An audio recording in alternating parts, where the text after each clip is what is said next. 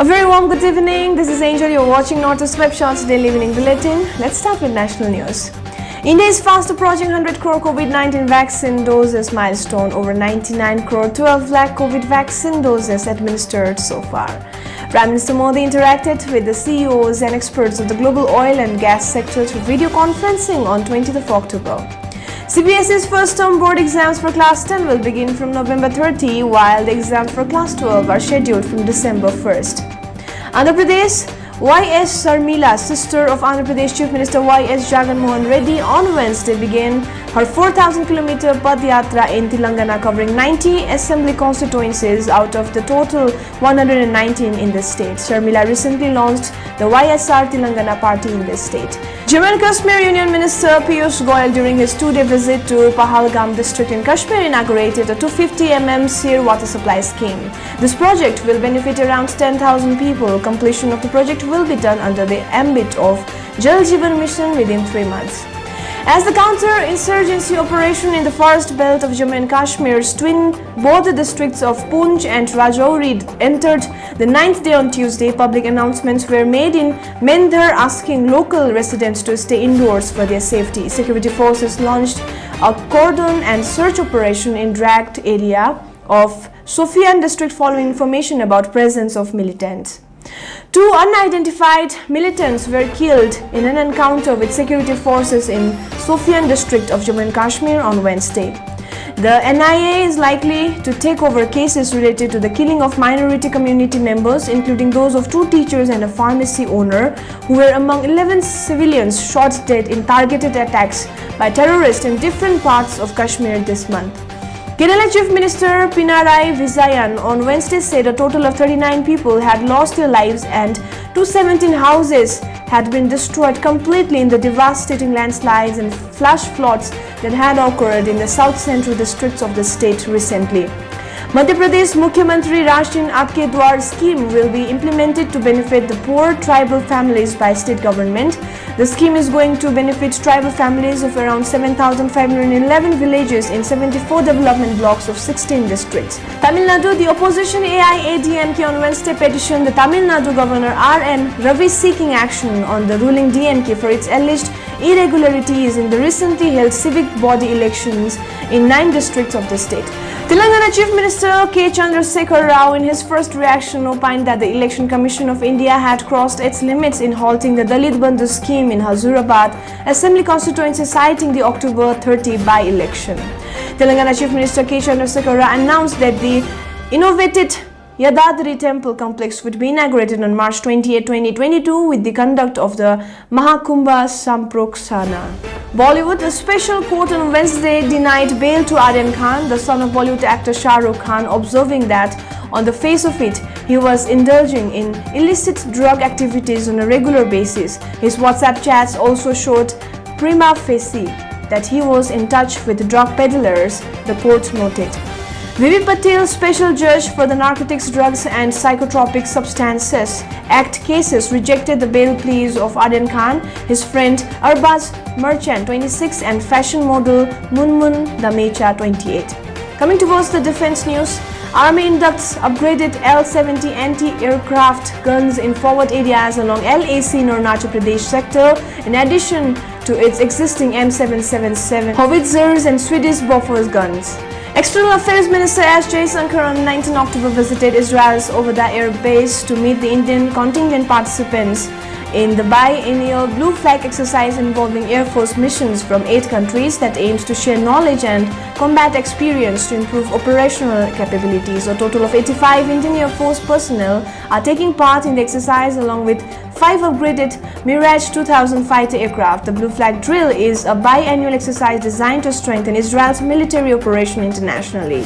Pakistan's military said its navy detected and blocked an Indian submarine from entering the country's territorial waters in the Arabian Sea over the weekend. Pakistan's military provided No further details, and there is no immediate comment from India. Police Commemoration Day observed today. The day is observed on 21st October every year to honor the loyalty and supreme sacrifice of police personnel for the nation.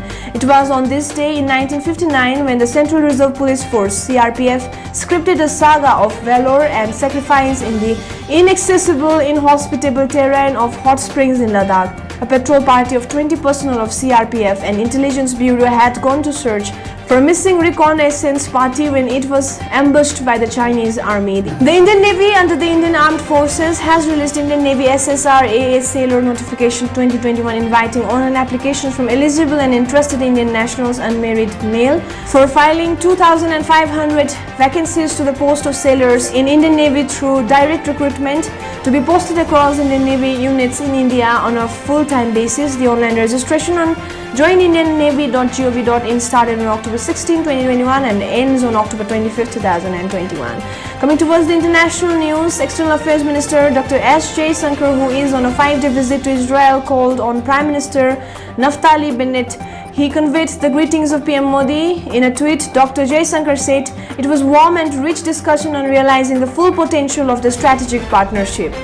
India has expressed its strong opposition to China's Belt and Road Initiative and its flagship projects, the so-called China-Pakistan Economic Corridor, at 2nd UN Global Sustainable Transport Conference in Beijing.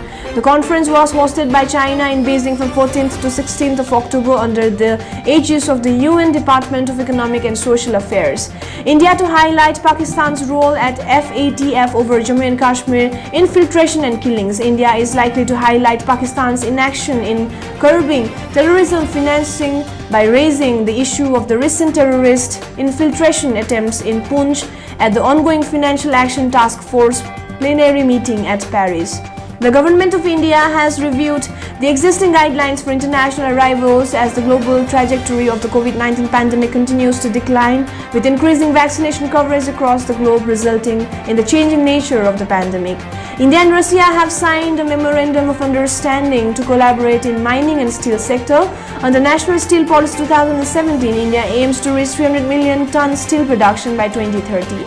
The Indian-American Chief Economist and Director of the Research Department of International Monetary Fund, Geeta Gopinath, is set to leave her job in January 2022. She is the first ever woman Chief Economist of the IMF. Geeta Gopinath was born in December 1971 to Malayali parents. She did her schooling in Kolkata. She completed her graduation from the Lady Sri Ram College of Commerce in Delhi. Coming towards the world news, China has increased the intensity of carrying out military drills and deployment in its depth areas opposite the Arunachal Pradesh sector, and India has correspondingly readied contingency plans to deal with any security challenges in the region. Several social, political and cultural organizations have staged demonstrations and protest marches across Bangladesh over the communal violence against the minority Hindu community. The military government of Myanmar started releasing people arrested during the anti-government protest in the country after the February 1st takeover by the military. The release of prisoners comes after the ASEAN decision to invite a non-political representative from Myanmar for its summit meeting scheduled to be held between 26th and 28th October. Bombing in Damascus and northwestern Syria killed 27 people. Taliban militants allegedly beheaded a member of the Afghan junior women's national volleyball team. Manjabin Hakimi played in the Afghan junior women's national volleyball team. A coach has alleged that she was beheaded by the Taliban earlier this month. Coming towards the sports news, Indian shuttler PV Sindhu has made a winning return to the badminton arena by marching into the next round of the Denmark Open at Odense. The two-time Olympic medalist Sindhu took 30 minutes to get across 29th ranked Neslihan Yigit of Turkey in a straight games 21-12, 21-10 in opening match of women's singles of the World Super 1000 tournament yesterday. The fourth-seeded Indian will face Thailand's Busanan Ongbarongphan in the second round. Former champions Kidambi Srikanth and Samir Verma also sailed into the second round of men's singles event. Coming towards the end, COVID updates national. India reported 18,454 new cases in the last 24 hours, ending at 8 am on Thursday. The active case load stands at 1,78,831 according to the Ministry of Health. latest data. The recovery rate is currently at 98.15%, which is the highest it has been since March 2020, with 160 COVID patients succumbing to the infection. The death toll now exceeds 4.52 lakh. With this, we come to an end of today's news headlines. Thank you so much for tuning in today. Northeast Web Shots is also available in Facebook, Instagram and Twitter. For more updates, keep following Northeast Web Shots. Thank you and good night.